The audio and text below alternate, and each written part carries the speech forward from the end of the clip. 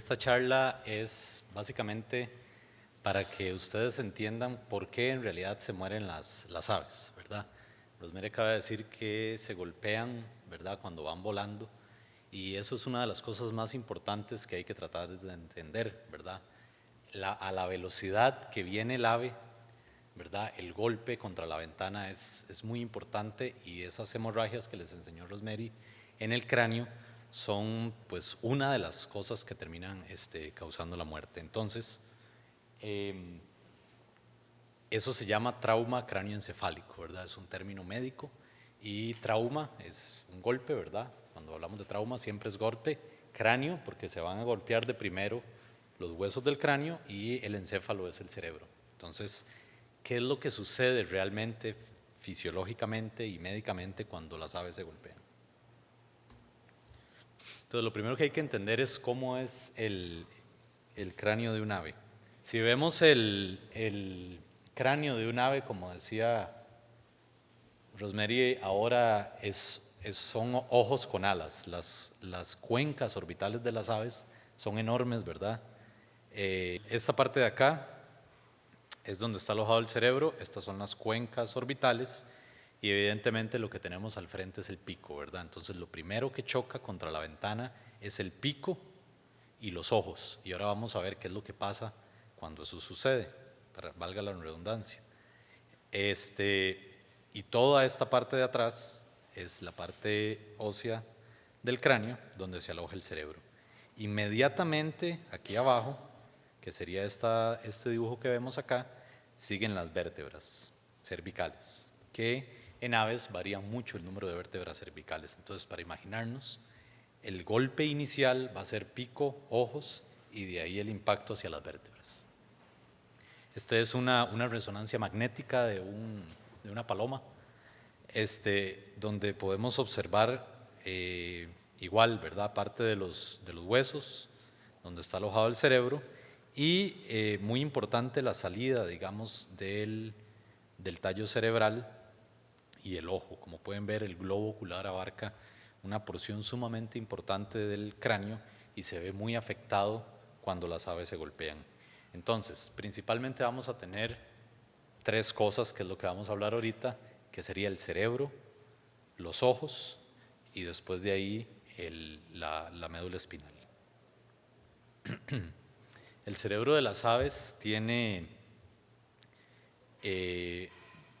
dos hemisferios bastante grandes, que son estos, y del otro lado aquí los podemos ver.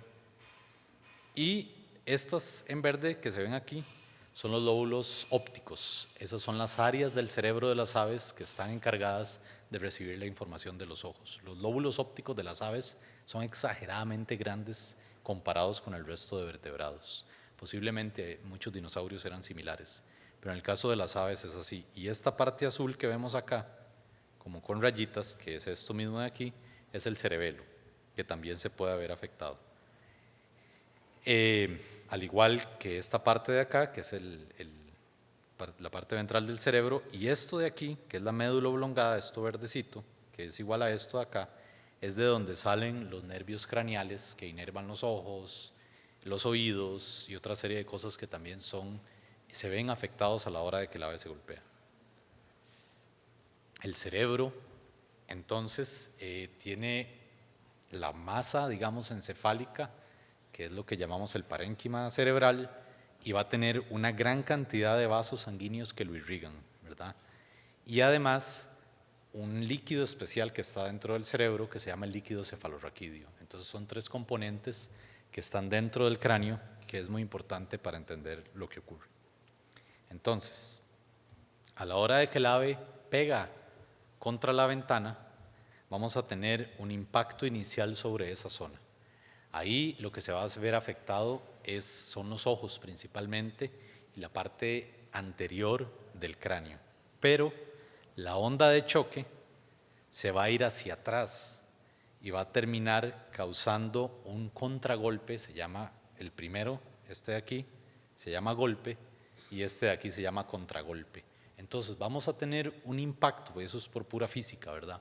Un impacto prácticamente igual de fuerte en la parte de atrás del cerebro que en la parte anterior, siendo que la mayoría de hemorragias que vamos a encontrar son en esta área de acá.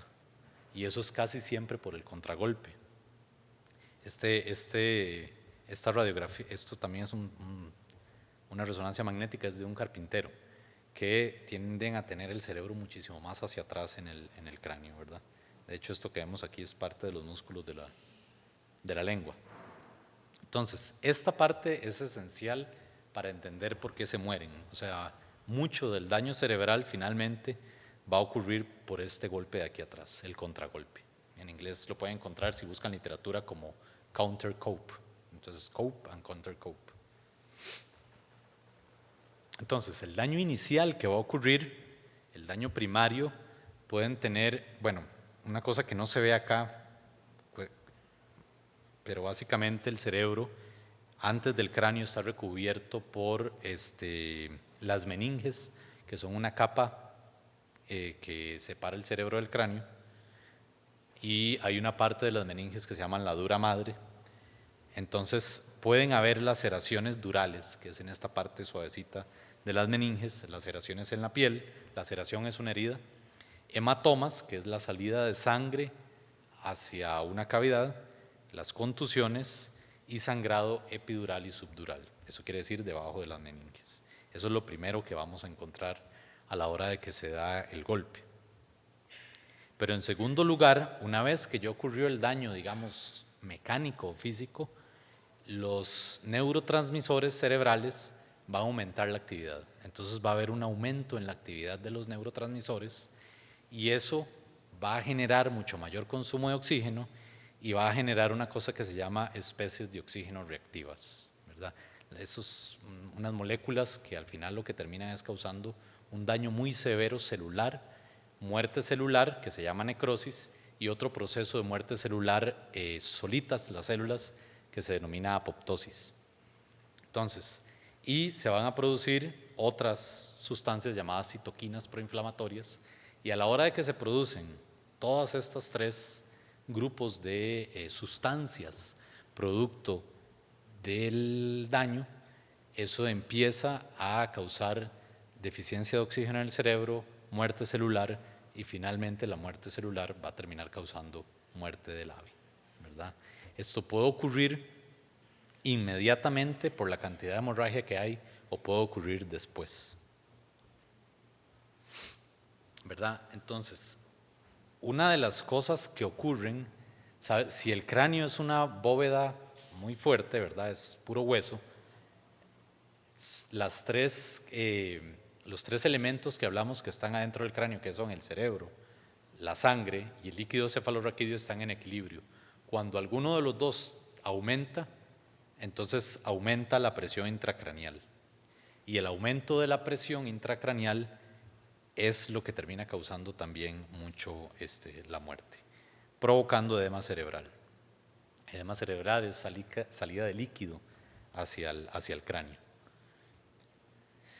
Entonces, al haber aumento de la presión intracraneal, disminuye el flujo sanguíneo, se eleva la presión del ave, se aumentan los niveles de CO2 en el cerebro y eso provoca que se baje la frecuencia cardíaca, produciendo finalmente la muerte. Vamos a ver, esta es una foto también parecida a la que enseñó Rosemary ahora, donde se muestra el ave. Entonces, los signos que vamos a ver, esta es como toda la fisiología que es medio enredado, pero los signos que vamos a ver son varios. Podemos tener signos oculares, ¿verdad? Directamente por el trauma en el ojo o porque los nervios craneales que llegan al ojo se ven afectados. Entonces, las aves se ven como totalmente perdidas, como viendo para otro lugar, ¿verdad? O podemos tener diferencias, como en el caso de este búho, en el tamaño pupilar. Si hay una pupila más grande que la otra, o si las dos pupilas están chiquititas permanentemente o grandes permanentemente, quiere decir que hay un importante daño cerebral. Esos son de los primeros signos que vamos a observar. Lo otro que podemos ver, por ejemplo, cuando hay una lesión en el nervio que va hacia el oído y en el cerebelo, que era esta parte de atrás del ave, es que las aves no pueden mantener la posición de la cabeza. Entonces, uno de los signos que podemos encontrar cuando hay aves golpeadas que no se mueren es que tienen la cabeza así para un lado. O como en el caso de esta de aquí, que el ave hace la cabeza totalmente para atrás. Y otro de los signos que podemos ver son convulsiones, de hecho. Esto es una convulsión, es el estímulo anormal directo sobre el cerebro, donde el ave no puede controlar la postura, ni puede controlar los reflejos. Eso es una convulsión ocurriendo en ese momento en esa lora frentirroja, ¿verdad? Que es otro de los signos que vemos producto del trauma craneoencefálico. Algunas otras cosas que nos pueden indicar que el ave chocó cuando no están muertas es la salida de sangre por las narinas, como en el caso de este citacara, que tiene salida por la nariz. Muchas veces solamente se golpean y hay ruptura de los vasos a nivel nasal. Como las loras tienen el pico tan grande, a veces eso los protege un poco y solo tenemos sangrado. O, bueno, esa es una foto de otro país, evidentemente, pero también que el ave está totalmente perdida, no se puede levantar y no puede entrar en postura. La mayoría de las veces que uno se encuentra un ave en la calle y está postrada y no se puede mover, posiblemente es que se golpeó contra alguna ventana. Y lo otro que ocurre es que producto del impacto en esta zona, que hay daño en la salida del tallo cerebral, hay inflamación a lo largo de las vértebras cervicales. A veces puede haber ruptura de las cervicales, pero como Rosemary decía, es rarísimo que se fracture en el cuello, muy, muy raro. Casi siempre es producto de la misma inflamación. La inflamación baja a través de las torácicas, que están todas fusionadas a través de aquí, y terminan causando parálisis de los miembros posteriores. Entonces, si fuera un mamífero con parálisis de las patas de atrás, casi que todos los casos es porque se fracturaron las vértebras lumbares o porque se fracturaron las cervicales. En el caso de las aves, muchos de los casos con parálisis de los miembros posteriores no tienen que ver con fracturas, sino con inflamación producto del trauma inicial y terminan con parálisis de fractura. Sin embargo, es muy importante diferenciar de fracturas de miembros o intoxicaciones. Y no es menos común, ¿verdad? Vean que en todos estos casos son signos de aves que quedan vivas después del choque, ¿verdad? En el caso de como presentó Rosemary ahora, la gran mayoría de lo que pega contra ventanas son colibríes. Yo nunca he visto un colibrí que sobreviva, la verdad. Y otra gran cantidad son paseriformes, que muchos llegan vivos, pero normalmente la hemorragia y el edema cerebral es mucho y no lo logran tampoco. Pero cuando son citácidos, tucanes, búhos, gavilanes, momotos inclusive, que tienen un tamaño interesante, son animales que sí se pueden tratar. Y ahora en la última charla vamos a hablar un poquito de los primeros auxilios que se les puede dar y también del tratamiento médico que se da. Bien, el otro órgano los otros órganos que sufren son los ojos, por lo que hablamos al principio, ¿verdad? Lo primero que pega es el pico y lo segundo los ojos. No hablo de lesiones del pico porque la verdad son muy raras, las fracturas del pico son sumamente raras en estos casos. No sé por qué, uno esperaría que el pico se fracture más y es muy raro que se fracture, pero los ojos sí sufren mucho. El ojo del ave, de las aves, pues, es en anatomía igual al de prácticamente todos los vertebrados, excepto porque es sumamente grande con respecto al tamaño del ave. De hecho, es de los vertebrados, son los ojos más grandes de todos los vertebrados. El ojo más grande del mundo es el de los avestruces, de hecho. Entonces, la primer parte del ojo, que es esto que está aquí, se llama la córnea, es la parte anterior mismo en nosotros, es una de las que primero se golpea, pero parecido a como ocurre con el cráneo, el golpe tiende a causar una lesión sobre la parte posterior por el contragolpe. El mismo efecto físico, donde usted golpea adelante, el impacto también se da atrás. Entonces, esta parte de atrás del ojo es donde está la retina, que es donde están todas las células con las cuales podemos ver, y también donde se encuentra la mayor irrigación del ojo. Entonces ocurren hemorragias y desprendimientos con mucha frecuencia y a veces lesiones en el cristalino o lente, que es la parte de enfoque visual. A la hora de examinar un ave, digamos, golpeada, una de las cosas importantes de ver es la membrana nictitante. Todas las aves, esta es una secuencia de fotos del cierre de la membrana nictitante en esta ave marina. Todas las aves tienen el tercer párpado. Entonces, hay un nervio específico que se llama el nervio 3, que es el encargado de cerrar y abrir la membrana nictitante. Cuando ese nervio se daña producto del trauma, la membrana no se mueve, se queda a la mitad o se queda cerrada. Y este es un ojo de un citácido pues, normal, ¿verdad? Donde podemos ver la córnea claramente. El fondo del ojo del ave tiene esta estructura de aquí, que eso solo existe en aves y en algunos reptiles, que se llama el pecten, que está muy irrigado y es para proveer mejor oxigenación al ojo, y es otra de las partes que se ve dañadas con frecuencia cuando el ave choca. Entonces, estos son el tipo de lesiones que podemos ver producto del trauma ocular externamente, que es, como pueden ver, el iris, que es la parte de colores, se rompe a veces y podemos ver sangre en el fondo de este ojo, lesiones en la córnea propiamente, que es la parte más externa. Esto es también una lesión hemorrágica en el ojo. Esta es una luxación del cristalino, lesiones en el iris y hemorragias en la cámara anterior, que son de las cosas más frecuentes. Ahora después les voy a explicar más sobre los ojos, sobre un proyecto que tenemos. Pero eso es básicamente, no quería como ahondar demasiado en la patofisiología de esto, es medio enredadilla, pero más bien si tienen alguna pregunta o duda, creo que sería mejor si tienen para poder entender las causas de muerte. Como les digo, vamos a hablar después de qué hacer, ¿verdad? Ahorita es nada más para entender por qué se mueren. Quería saber si hay alguna lesión o puede haber alguna lesión más bien en el nervio óptico, que no haya daños en la morfología del ojo, sino más bien en el nervio óptico que les provoque la ceguera. Sí. El nervio óptico, si puedes ver aquí la imagen, sale de aquí. En este punto, como puedes ver, digamos, este es el frente del cerebro, ¿verdad? Estaríamos ubicados, como quien dice aquí, el nervio óptico está como por aquí en el cráneo. Entonces, si sacamos el cerebro, el nervio óptico está ubicado aquí. Las lesiones a la hora de que golpean de frente, si hay edema o hemorragia cerebral, que usualmente es en esta parte de aquí, ¿verdad? Pero a veces la inflamación puede ocurrir en las partes bajas del tallo, que es todo esto, ¿verdad? El nervio óptico es este de aquí.